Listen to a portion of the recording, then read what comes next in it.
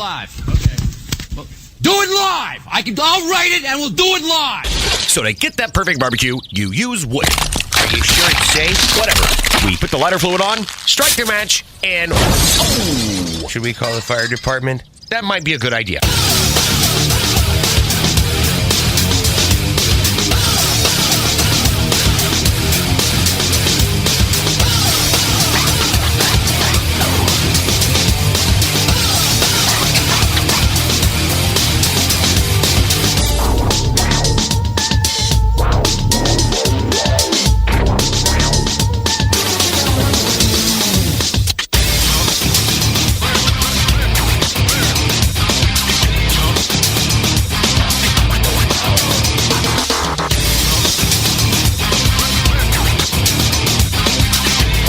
Good evening and welcome to the Really Big Barbecue Central Show, and we say Happy New Year to everybody because we're here for the very first time doing it live. We'll do it live. Yes, Bill, doing it live in 2026.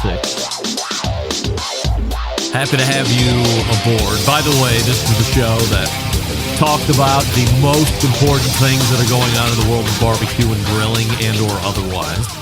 This show originating from the Rock and Roll Hall of Fame city, Bomb City, USA, Cleveland, Ohio, the barbecue capital of the North Coast. I am your program host, Greg Rempe. Happy to have you aboard here on your Tuesday evenings, a live fire, fun, and frivolity show. If you would like to get in contact with the show this evening, or you would like to follow the show during off-show hours, here's we'll do it live. Okay, Bill. Here's how you do. Oh my Lord! First time in the new year, and we're fucking it all up. Here's how you do it.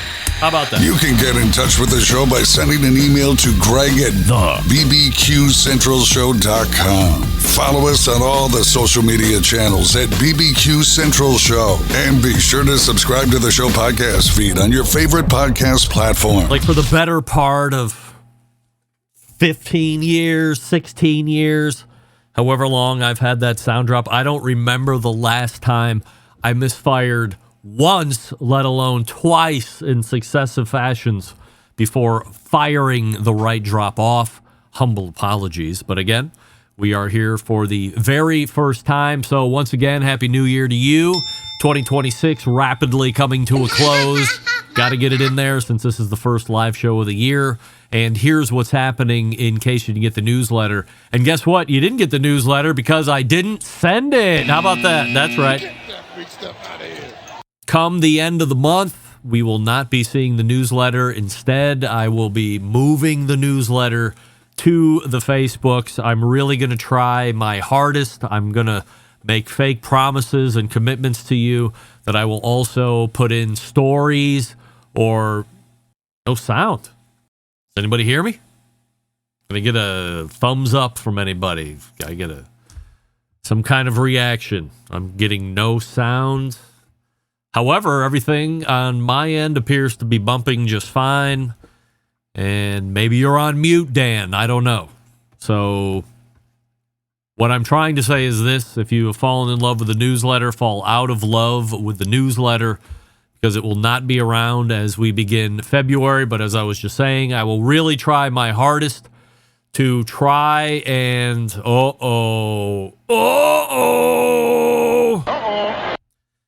Can't hear the audio. Now, how can this be? Well, let's quickly go to the big screen here. Yes. Okay. Well, that's right. We have no audio. Why do we have no audio? We should be having me. Hello. Hello. Hello. Oh.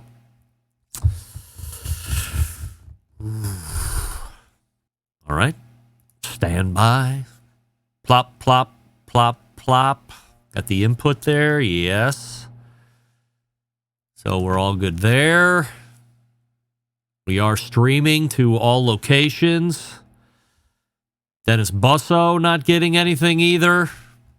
We have a master volume here. Oof. Well, I am absolutely aghast. I don't have any idea. Boy, I hate to do it, but we're gonna cut here. This is being recorded. I am getting sound. It's just not getting out. So I'm going to cut here and restart the program. So stand by. And you know how that goes. Hopefully this is better. I wouldn't have the first idea because I also didn't launch the social portion of this. Turn that off. Now we got to turn it back on. Let's go. And we'll go back here. We'll go back to view. And hopefully we have reset. I see some things in my streaming software program that I didn't see before, so that's a good thing.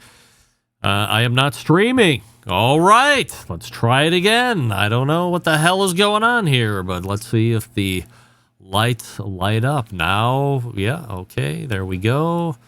And it does appear that once again we are off and running with 1.5 minutes left in the open, so I apologize. Anybody listening to the audio-only podcast, which is what I would only recommend doing, this open is going to sound really jumbled. It might be minutes less than normal. You don't hear the opening take that I would usually get to, the whole kit and caboodle, but evidently while I was hearing myself loud and proud, as we say in CB trucker world, there was actually no sound that was getting out across the internet airwaves, as a lot of people will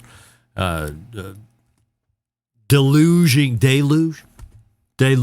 me with no sound, what's going on. So apologies, we have it figured out. I see everything happening as it should inside of the vMix streaming software. Although, now I don't know. Let's reload the chat, see if I'm allowed to get more chat back with that, or if that's not, now if that is going to be a thing, I don't know. Oh dear. Yeah, well, I mean, who knows? We'll just make up as it goes, and this has been a disaster opening segment. I mean, it can only get better from here. The plane in a steep nosedive. We've leveled out, climbing back to cruise altitude. Wow.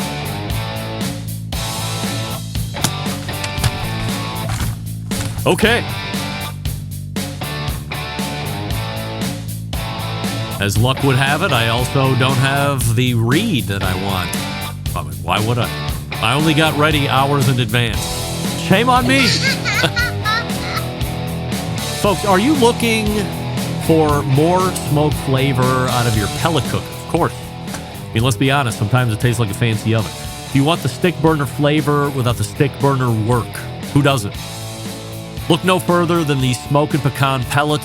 Smokin' Pecan pellets are made out of 100% pecan shells. That's right. Nothing but pecan shells. No fillers, no binders, no artificial flavor enhancers. Your meat might thank you. Your wallet will probably thank you too after you realize you're not just paying for sawdust.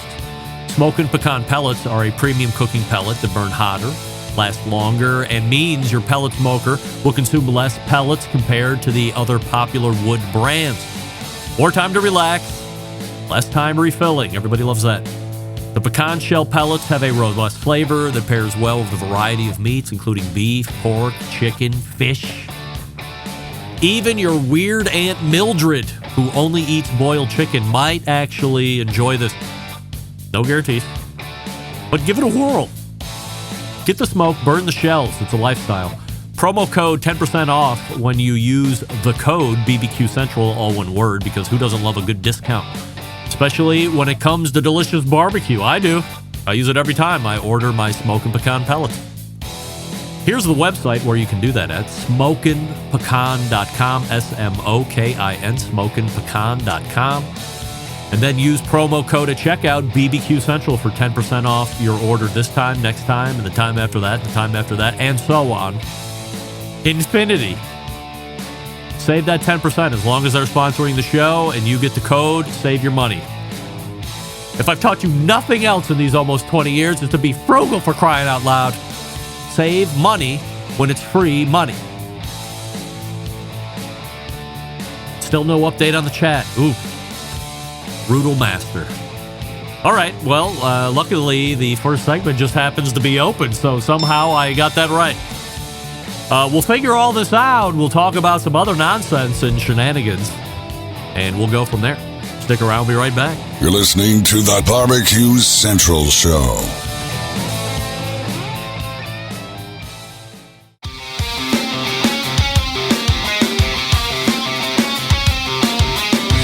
Broadcasting live from the BBQ Central Show studios in Cleveland, Ohio. You're listening to the BBQ Central Show. Once again, here's your host, Greg Rempe.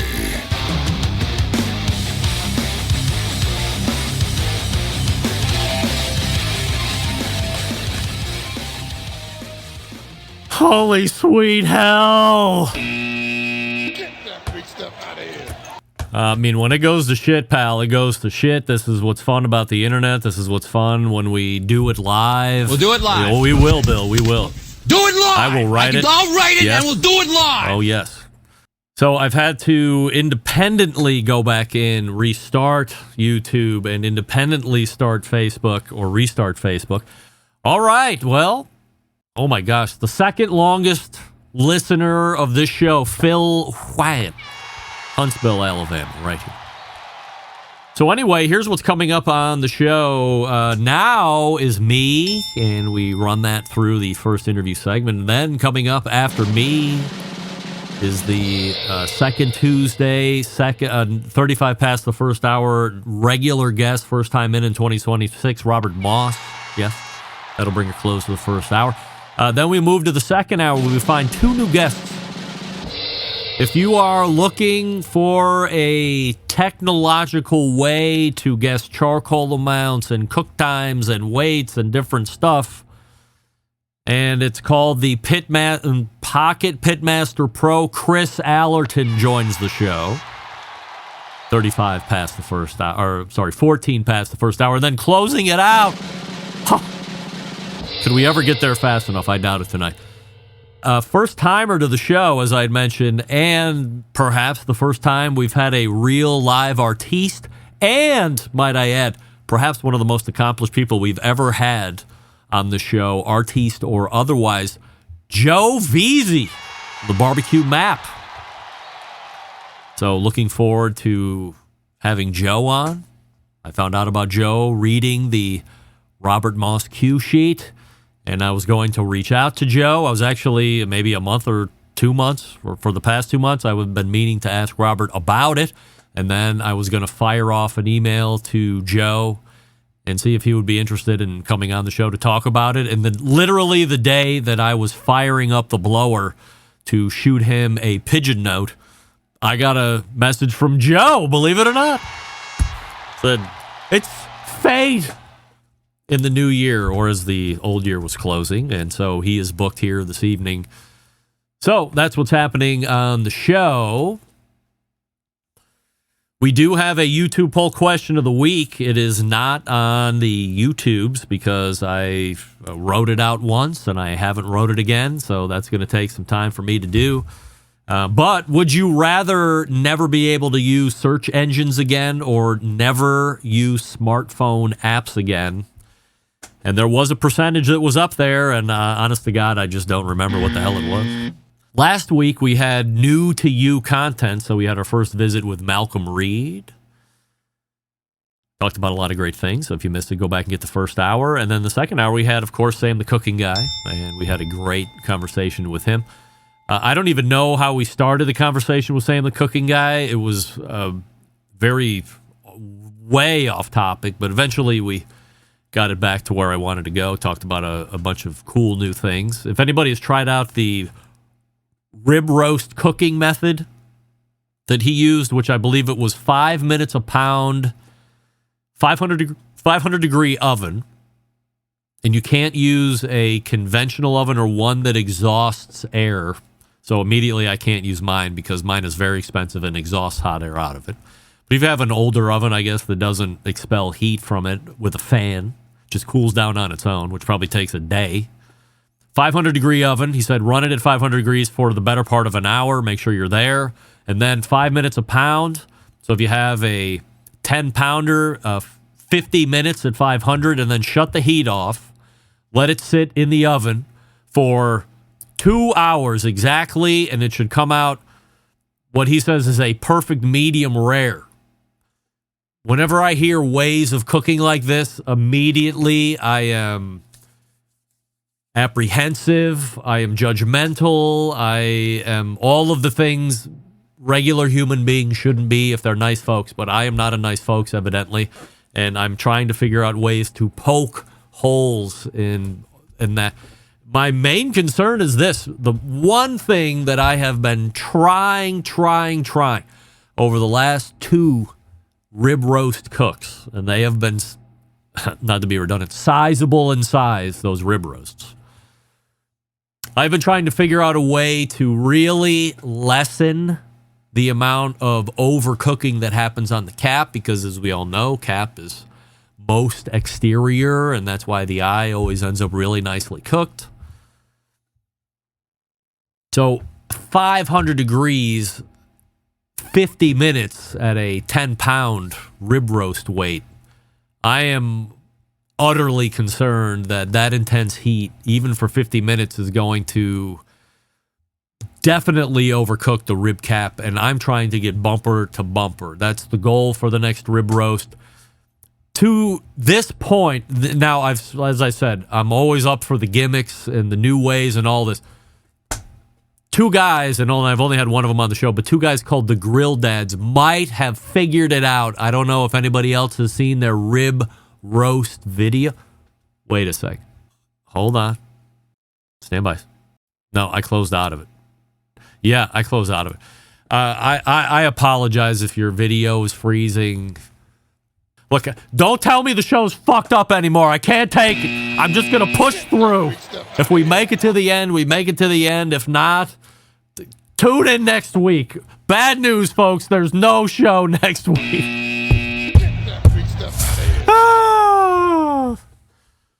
Maybe I should start in February. How about that? This seems rather ill. If I can get back to the rib roast.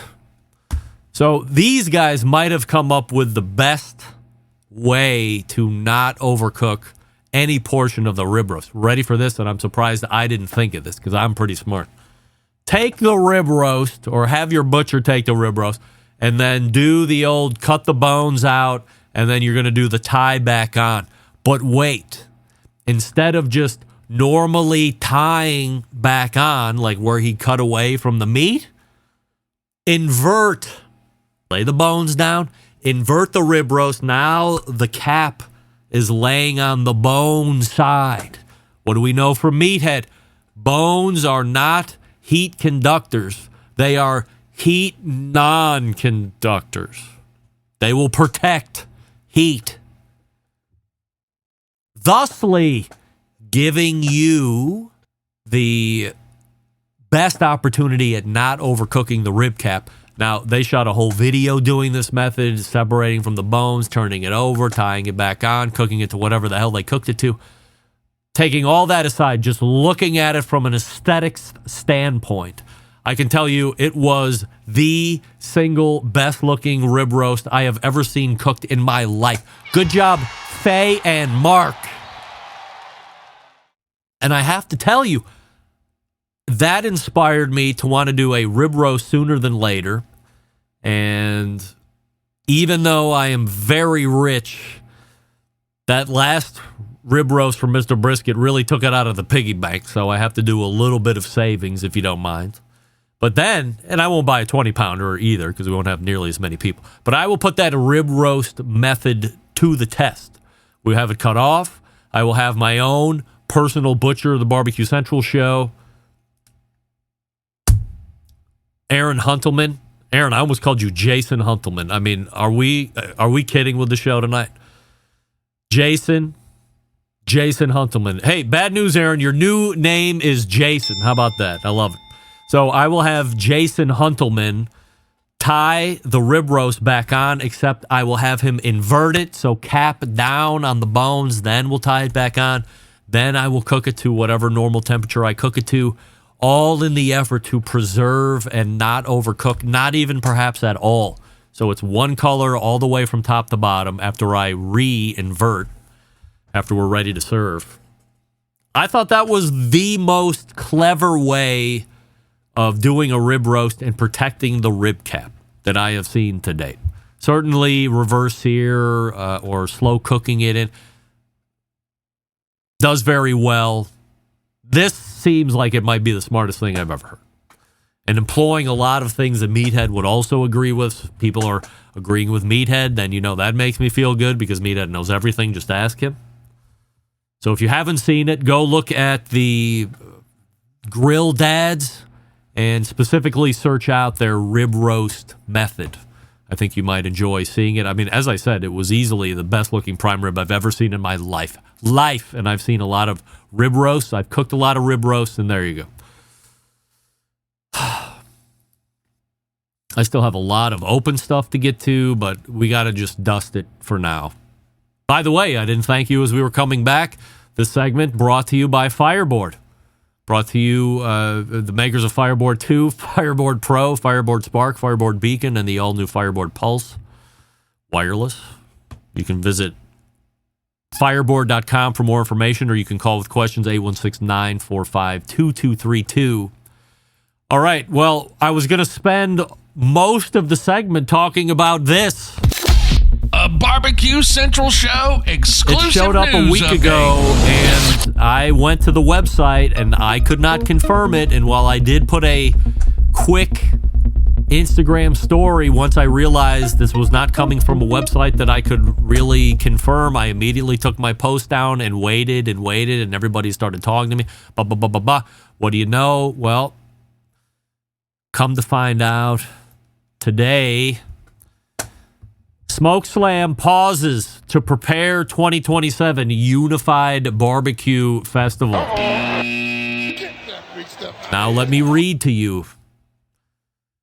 Mempho Presents today announced that Smoke Slam Barbecue Festival will pause this year to allow time for Smoke Slam and Memphis in May World Championship Barbecue Cooking Contest to plan and organize a combined event in 2027. Community feedback from sponsors, the business sector, and city leaders has reinforced the need for a singular, unified barbecue celebration rather than competing events on the same weekend. Discussions are underway with multiple Memphis stakeholders to explore options for one unified event to keep fans coming back to downtown Memphis and to the river at Tom Lee Park. Mempho Presents also confirmed that River Beat Music Festival will return to the banks of the Mississippi River at Tom Lee Park from May 1st through May 3rd for its third year in 2026, continuing its rapid rise as the largest music festival in the Mid-South. Just say South. Take it from me, somebody who's a Yank. Don't qualify yourself as Mid-South, or can you be North-South then? West-South, East-South? I mean, shut the fuck up, you're South. Like, get over it. Everybody in the South loves to be South. Now you got to be Mid-South? You're so fucking regional? Give me a break. All right, then we had this. Oh, my God. You can get in touch with the show by sending an email. Then we had this. A BBQ Central show exclusive news update. All right, Greg Rempe reporting from the breaking news desk here in Cleveland, Ohio, yet again. You didn't get enough of me 2 minutes ago? Well, there's more of me right now. In an official statement / rebuttal from the Memphis in May Barbecue Cooking Contest, or the World Championship Barbecue Cooking Contest, from guest of the show, dare I say friend of the show, and new CEO Mac Weaver regarding the 2026 and 2027 World Championship Barbecue Cooking Contest. Quote, Memphis in May, on behalf of the World Championship Barbecue Cooking Contest, acknowledges the announcement of the pause of Smoke Slam Barbecue Festival for 2026. At this time, there is, however, no final agreement among key stakeholders regarding the Memphis in May World Championship Barbecue Contest for 2027. Talks continue, and if an equitable agreement occurs, it will be collaboratively communicated. Does that mean on this show? Memphis in May is focused on continuing to provide a world-class barbecue experience to the Memphis community, as we have done for nearly 50 years. The World Championship Barbecue Cooking Contest will take place May 13th through the 16th, 2026 at Liberty Park. Teams are encouraged to continue to sign up now, as our February 16th, 2026 deadline is fast approaching and, dare I say, quickly looming. Thank you. Best regards. Love everybody. Peace out. Mac Weaver. Well, finally, things are looking up. I hit the post on that. Good for me. And by the way, I had a World Barbecue Cup, or whatever the hell it's called, update or take, but I ran out of time. Can't get to that. It's fine. It's fine. Serenity now. Insanity in 5 minutes when I get on with Robert Moss. All right. Folks, what do we love about ceramic cookers? We love that they're ceramic. Yes.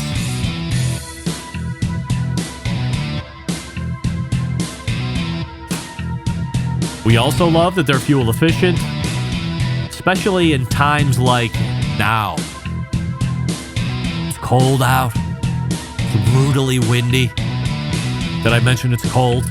Snowing. Snowstorms tomorrow through the rest of the week and into the weekend. Boo. Ceramic cookers, when they heat up, the ceramics heat up, and man, oh man, how about this? Saving you fuel, even the worst conditions possible. Unfazed, unshaken, unrelenting, pumping out great end product for you. But what's missing in the everyday lineup of ceramic cookers? Well,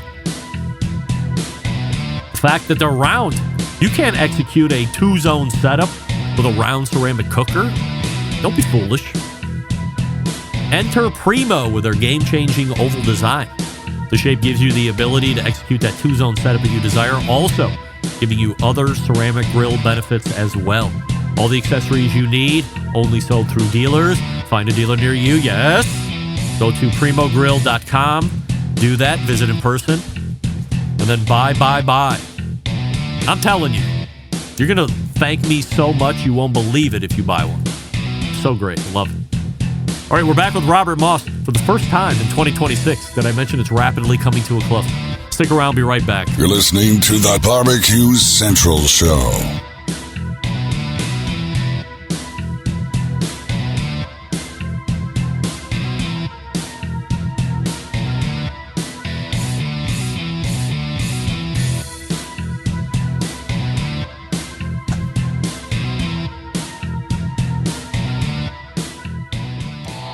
Howard Stern, Jim Rome, Dan Patrick, and Greg Rempe. The Mountain Rushmore of talk show entertainment. Now, let's get back to the Barbecue Central Show. Achieving internet broadcast excellence at I'm breaking my neck speed. We welcome you back to the show. This portion brought to you by Pit Barrel Cooker, the most unbelievable outdoor cooking device on the planet. Available in 3 sizes. Got all the accessories you want. You visit pitbarrelcooker.com and tell them the Barbecue Central Show sent you. Maybe Amber or Noah will answer the phone when you call. Fingers crossed. For the first time in 2026, it is a contributing editor to Southern Living Magazine on the barbecue side, and our pal Robert Moss, Barbecue Central Show's guest Hall of Famer. Happy New Year, Robert. Great to have you here. And we have it's good to be here, Greg. Yes, great to be having you, as always. And we have a new Would You Rather YouTube poll question of the week. Would you rather never to be able to use search engines again or never use smartphone apps again? It's sort of a tough one, Yep. but having lived in the era where there were lots of search engines and no smartphone apps, I could go back to that. So I think I'd rather have the search engine and not all the apps. All right. 56%, so very close to 50-50, saying they could live without Google, believe it or not, or search engines, just to be broad stroking, as the question said. They would rather keep the phone. I'm with you. I'm trying to figure out a way where I can realistically get rid of all my cell phones. I have 2 currently, one work and one personal. And boy, I think it would just be a gas to get rid of that and untether and live like I did in the early 90s, where if I said, hey, I'm going to this place, like people just trusted you were going there. Never mind if you were really going there or not. Like, where's Timmy?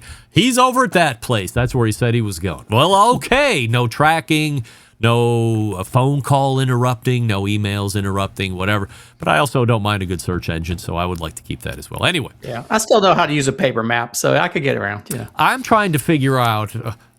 that's a whole other rabbit hole we could get into.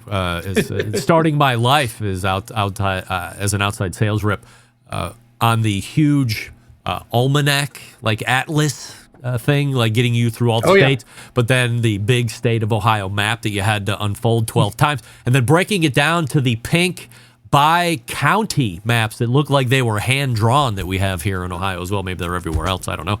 But reading a map, really a skill that one should have just in case everything goes wrong. So I wanted to ask you about a number of things here this evening, but as we were working through the balance of the day, some things started to firm up and some other things started to rebut things that were firming up.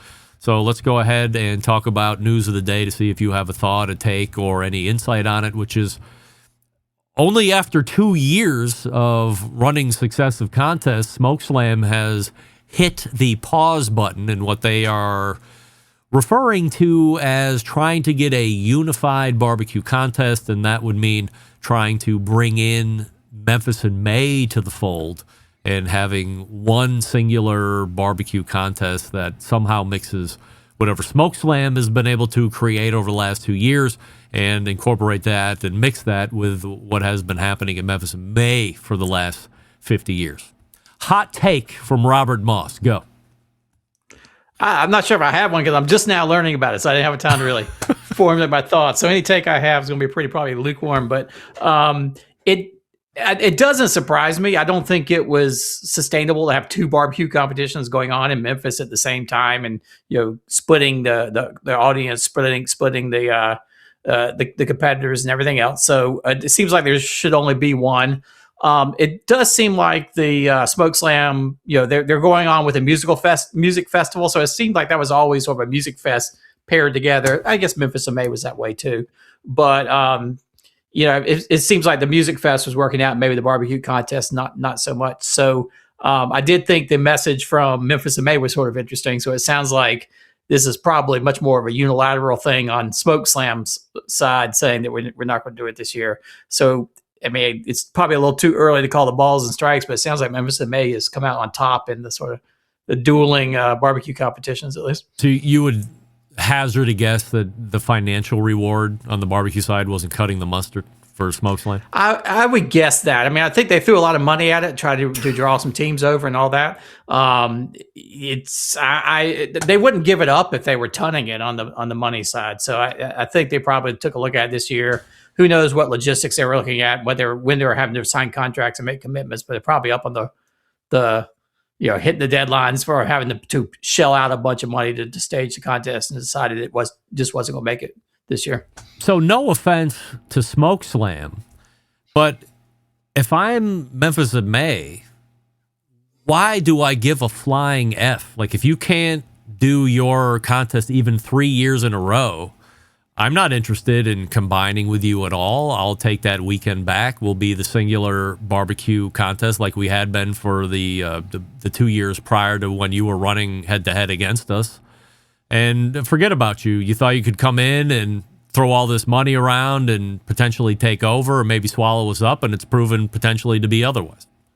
Yeah, the only thing I can see that Memphis and May would want is potentially to get back into Tom Lee Park, because it was such a sort of classic place to be. It's a travesty now. They've redone it. Well, I know. Small. And that's you can't the piece fit the I teams. don't quite know is that whole park bureau or whoever there's running the park and all Memphis the River Parks partnership. Yeah. So I don't. Yeah. I mean, I can see wanting to be back, maybe be back in the river. I can see maybe some leaders in Memphis want to get people back downtown, but I sort of, I'm sort of with you on that. I'm not sure what Memphis and May has, is really needing at this point. By the way, they're winning. I mean, I have no proof. I can ask Kevin Grothy in a couple weeks when he comes on here, EVP of Memphis and May Festival, I believe, or Executive Vice President. I don't think the damage bill has actually been settled up yet from like 2 years ago, whenever the last year Memphis and May was in, right as they were freshly done re-landscaping and retooling that whole park, which was supposed to be just like Memphis and May wanted, and hit them with that $750,000 or $1 million damage bill. I think that's still in the works. So again, if I'm Memphis and May, why do I want to shuffle back to Tom Lee Park while I still might have some kind of huge damage bill? Unless we're coming back, because that's being forgiven. How about that? I am using my detective skills. Yeah, and like I said, this is all fresh. I'm getting the breaking news tonight, but that would not surprise me that there would be some kind of behind the scenes negotiation and settlement if anything was going to happen. Otherwise, I mean, I think Memphis and May's been running fine for 2 years out at the Liberty Park, and why mess with success at this point? Do you know Memphis and May to be in any kind of financial struggle?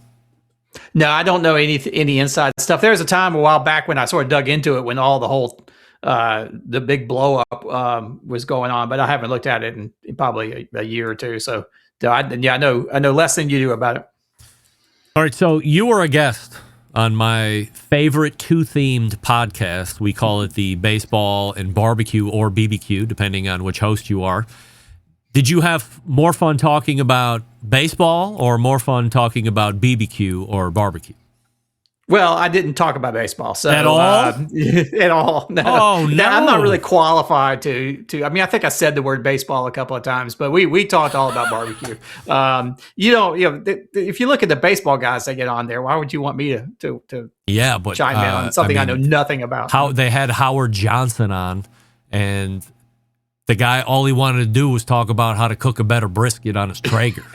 Like, I don't want to hear Howard Johnson talking about pork belly burn ends. I want to hear him talking about double plays or great home runs, memorable moments. What's Lenny Dykstra like as a teammate in the locker room? I want to learn all those stories. I don't want to hear baseball players talking about barbecue. But it appears, as I've listened to the show many, many years, most of the Highline baseball players get on, and really all they want to do is start talking cooking. So I didn't know if you were going to flex any baseball wiles on them. No. My baseball knowledge is probably rooted in the 1990s. I haven't really followed teams lately and all that. So as much I love to watch a game every now and again, but no, I don't feel competent to talk about baseball. So we stuck to barbecue, and we had plenty to talk about. I don't think that shows come out, that episodes come out yet. The YouTube video's out, but I think the podcast hasn't dropped yet. All right, that should be coming out. Looking to listen to that today, and I did not find it, so I didn't start to scroll back through the archives, but I'll be interested. Yeah, you can find it on YouTube if you want to watch the video, Hollywood Squares kind of thing. Yeah. But the podcast version's not out yet. Was it just Len and Jeff, or did they make Doug sit in too? No, Doug sat in. We had nice conversations, so it was good catching up with Doug. I feel like it's Doug's show more than it is with the barbecue people. All right, so we're gonna skip. We talked about you though. We talked about the Barbecue Central show a little bit, so you're in there. Great. Hopefully all good things. So we're going to skip over regional barbecue styles because, we don't have nearly enough time to go into, so we'll set that aside for February. So we have some other quick hitting things here. A number of years ago, I remember you were really interested in promoting something called the Holy Smokes Barbecue Festival. And then over the last couple of years, I didn't necessarily bring it up to you. You didn't say, hey, can we mention this? But it is something that has continued to reoccur each year, and I know some people that have attended it, and they seem to think it's great. What happened to you and Holy Smokes? Oh, well, it's still going strong. And I just sort of, I helped organize it and sort of helped get it off the ground the first year, 2 years. But then I got busy and sort of backed out of it. I did go this year. So I'm still, friends with everybody there, and went the night before and hung out with the Pitmasters and all that kind of stuff. They just don't really need me at this point. They have a really good events firm that's sort of running everything and have it locked and loaded. So I just couldn't make it for a couple of years, and so I'm not actively organizing anymore. But I did go out there, did a little bit of media around it and all that kind of stuff, but just not actively involved in it other than just now being a guest, which is sort of fun. Let everybody else do all the hard work. So we talked about Smoke Slam. We talked about Memphis in May. Do you have an opinion, or have you seen the talk up on the $1 million Barbecue World Cup? Yeah, I've seen the $1 million talk and the very, very sketchy. I was going to do initially when I heard about it. Actually, I think you heard about it first on your show. And then I went and looked into it. I was going to do a newsletter post. And I was like, well, there's not enough here to really write about yet. It's really, really sketchy. So I'm actually really curious to hear the CEO or the co-founder come on and just sort of learn about it. The most interesting thing, the biggest thing, I did look into the backgrounds of all the people who are running it. Yep. It's a bunch of sports marketing folks who are, a lot of background in professional sports. You've got Dick Ebersol's son, who was involved in a sort of minor league football team briefly. And so they have a checkered career, I'd say, in sports marketing. Don't know what their barbecue background is, if any. I mean, they do have the sort of committee that they've named. That's the competition committee. But I'll be curious to hear a little bit more about how they got into this and why they are turning from, selling NFL corporate tickets to doing a barbecue event. Do you think having a background in sporting, because they do seem to have, okay, here's the chief technology person, here's the social media person, here's the business person, here's the sponsorship person. So they have varying backgrounds, but again, all from sport, as you said. Does that help in doing this, or do you really need to have the barbecue promotion experience? That's a good question. I mean, to some extent, you're staging events, but I really think that staging an event is the big thing. And I don't know. I mean, if they're smart, they've got some good event firms or event. There are all kinds of event coordination type firms you can put on big events. That's important. I don't know the marketing side, and again, where's the money coming from? That's what a piece I'd be very curious. I feel like that's a very different world, sports marketing, than barbecue, and typically you would be going out for these big events and going to get corporate sponsorships and things like that. And it's just a different world, unless they've got like the Kingsford overlap with the NFL or something like that. And maybe they have some partnerships in the background that they haven't announced yet. It's so sketchy that at this point, everything's really speculation about just about every single detail of the event at this point. So I really can't make out how baked the plan is. And maybe they have a massive plan that's ready to roll out. But it seems like they raised their website out there and with that $1 million number, and that's basically all I've really got, except for the list of some pretty impressive people on the competition committee that they've recruited from the competition world. So in 2 weeks' time, we will have the CEO and co-founder on the show, and hopefully we can ask him all the questions. Hopefully he has all the answers. To your point of it seems a little sketchy, you go to the website, they had a big round of social media, people talking about, hey, if you want to take part in $1 million, some, big names-ish, I guess. Some of them do have experience in putting on competitions. Christy Vanover, one specifically. I jokingly say she's the one that's spearheading all of this, but it's tongue-in-cheek. I just happen to know her a little bit. Yeah. So she's getting thrown under the bus here. Personally, I think this is a tad reckless to do this kind of a rollout of social media. It felt a little Traeger-y to me, except Traeger actually has the product to put out and sell when they do all this.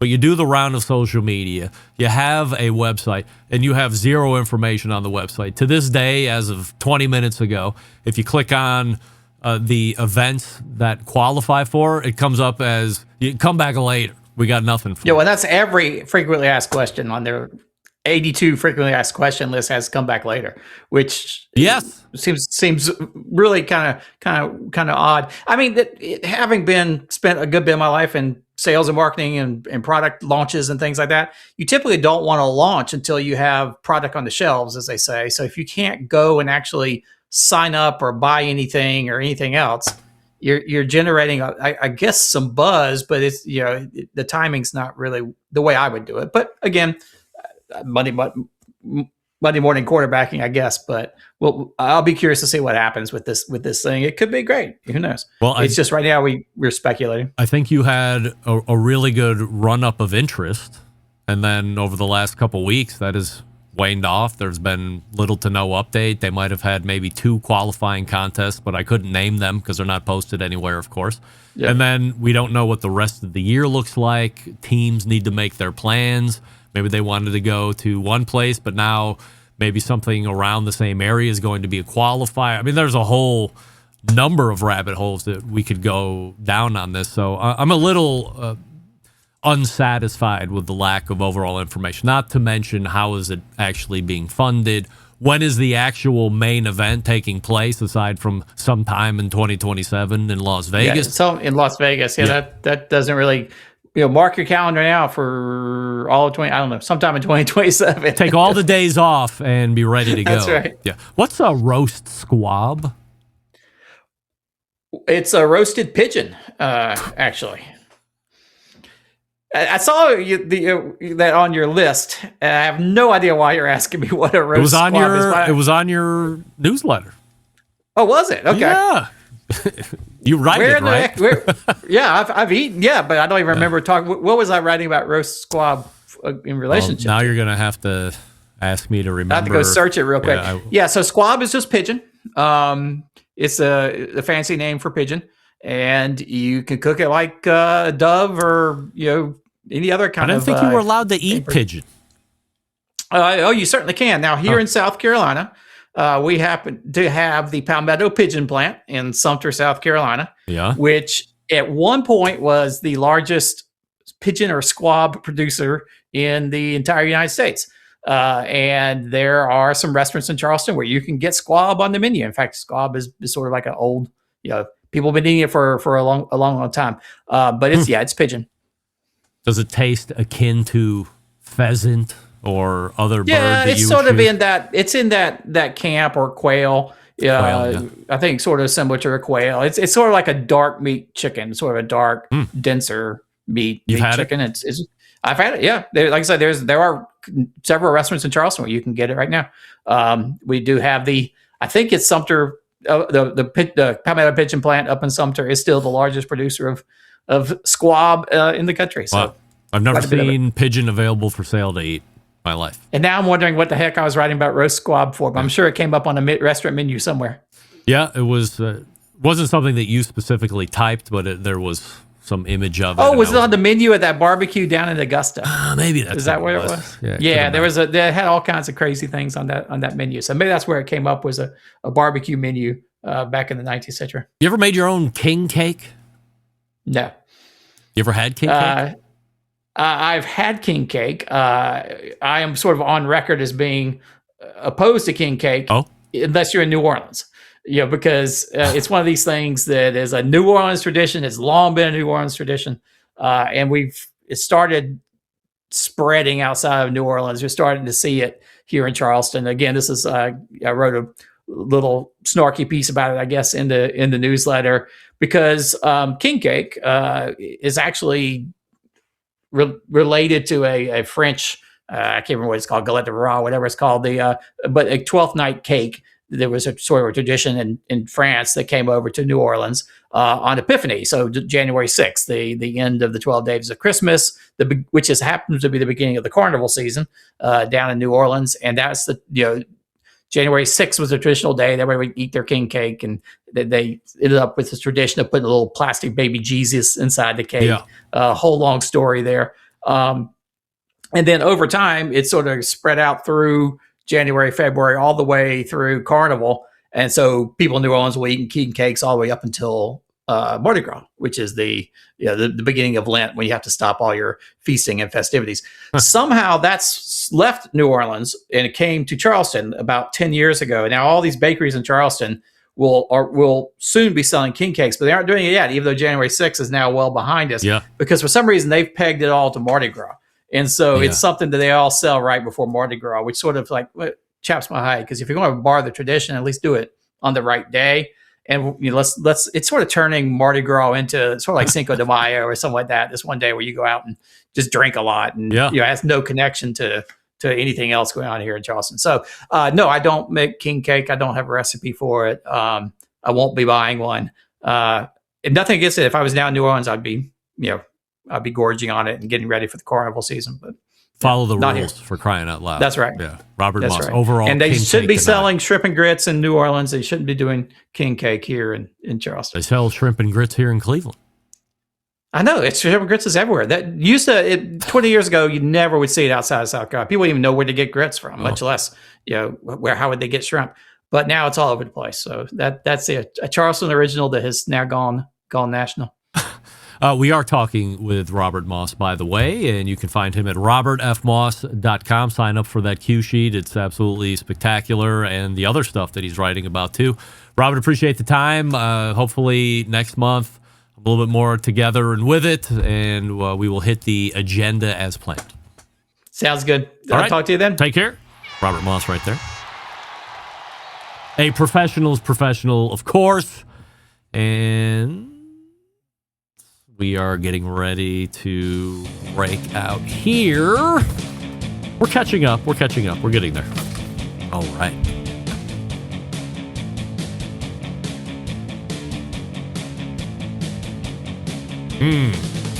Where's that one at? There it is. Well, we're pretty close to where I need to break out anyway, so let's go ahead and move that one right there. I think we should be all set.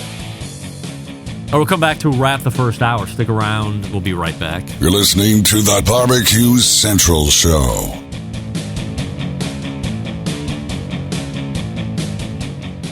Continuing to produce incredibly mediocre content in an exceptionally professional way. You're listening and watching the Barbecue Central Show. Once again, here's your host, Greg Rempe.